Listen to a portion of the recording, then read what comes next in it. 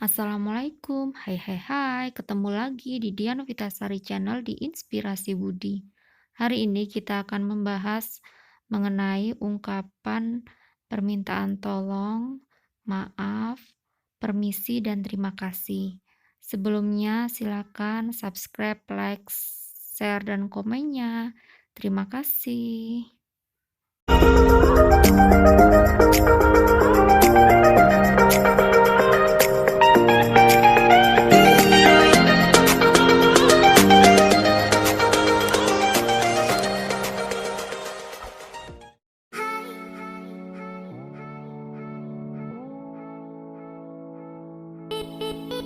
Sebagai makhluk sosial, pasti kita membutuhkan bantuan orang lain, karena kita tidak bisa hidup sendiri.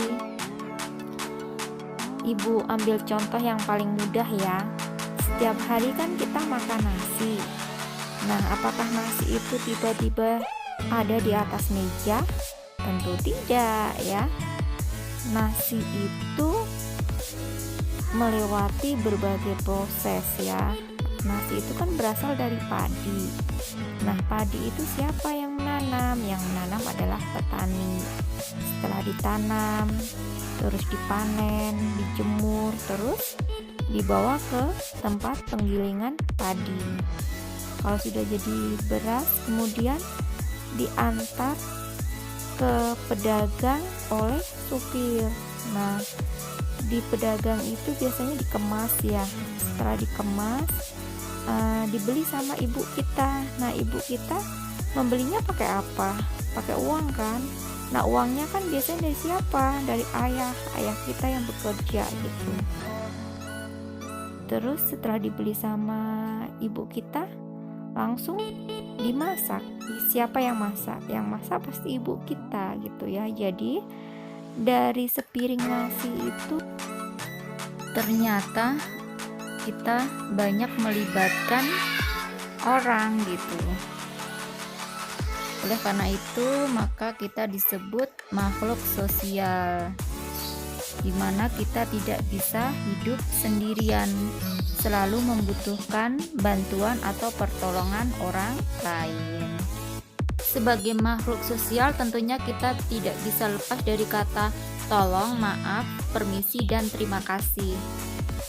Kenapa demikian? Karena kita pasti berharap hubungan kita dengan orang lain itu baik. Yang pertama akan kita bahas mengenai ungkapan tolong. Jangan segan minta tolong kepada orang lain. Meminta tolong tidak akan membuat harga diri jatuh atau terlihat lemah. Jadi jangan gengsi kalau mau minta tolong. Tapi kita harus ingat, mintalah tolong sewajarnya. Bicaranya juga yang baik dan sopan, jangan menimbulkan kesan memaksa. Ya, jadi kita tuh melihat kemampuan dari orang yang akan kita mintain tolong gitu. Jadi jangan memaksa, jangan minta tolong di luar kemampuan dia gitu ya. Dan selalu gunakan kata tolong setiap kali membutuhkan bantuan orang lain. Bicaralah yang lembut dan sopan supaya tidak terkesan seperti menyuruh, dan jangan sekali-kali sambil membentak. Untuk contoh ungkapan minta tolong bisa kita buka di tema 5 halaman 75. Di situ ada percakapan antara ibu guru dengan Benny. Ibu minta tolong ya, tolong kaligrafi ini dipajang di kelas. Nah, di situ ibu guru menggunakan kata minta tolong ya. Ungkapan yang kedua adalah terima kasih. Terima kasih kita yang utama yaitu kepada Tuhan, karena Tuhan telah memberikan kita banyak sekali anugerah. Bentuk terima kasih kita kepada Tuhan yaitu dengan bersyukur, beribadah, menjalankan perintahnya, dan menjauhi larangannya. Bentuk terima kasih juga dapat kita ucapkan secara lisan kepada orang lain. Setelah mendapatkan bantuan atau menerima sesuatu, biasakan untuk selalu mengucapkan terima kasih kepada orang yang telah membantu kita. Ucapan terima kasih adalah salah satu bentuk penghargaan kita terhadap orang lain.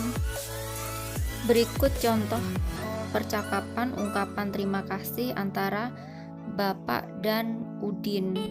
Bapak mengucapkan terima kasih kepada Udin karena Udin mau membantu membersihkan kebun di belakang rumah. Wah, terima kasih Udin, kamu memang anak hebat. Bapak bangga padamu. Ungkapan selanjutnya adalah permisi. Gunakan kata permisi untuk suasana yang tepat. Contohnya saat kita bertamu, ucapkan salam kemudian permisi. Kalau setelah 3 kali ucapan salam kita tidak ada sautan dari dalam, jangan memaksa kita untuk masuk, apalagi mengintip lewat jendela gitu. Itu tidak sopan, silahkan pulang ya. Jadi itu merupakan adab bertamu. Saat pelajaran berlangsung, ketika mau izin ke kamar kecil, harus bilang dulu sama bapak atau ibu gurunya, Pak, Bu, permisi mau ke kamar kecil gitu. Jangan main keluar aja, itu tidak sopan. Contoh selanjutnya yaitu ketika kita melewatin orang gitu, apalagi orangnya sudah sepuh, udah tua gitu, kita harus bilang permisi sambil badan kita tuh agak sedikit membungkuk gitu ya. Jadi itu tuh tanda penghormatan kita kepada mereka gitu. Tidak hanya pada yang lebih tua gitu, pada teman sebaya juga kita harus, kalau lewatin orang harus bilang permisi. Yang terakhir adalah ungkapan maaf. Setiap orang pasti pernah berbuat salah. Maaf adalah kata yang sering terucap ketika seseorang menyadari dirinya bersalah. Meminta maaf adalah bentuk simpati sekaligus penyesalan dan juga bentuk menghargai orang lain. Berikut adalah contoh permintaan maaf karena tidak bisa ikut kerja bakti.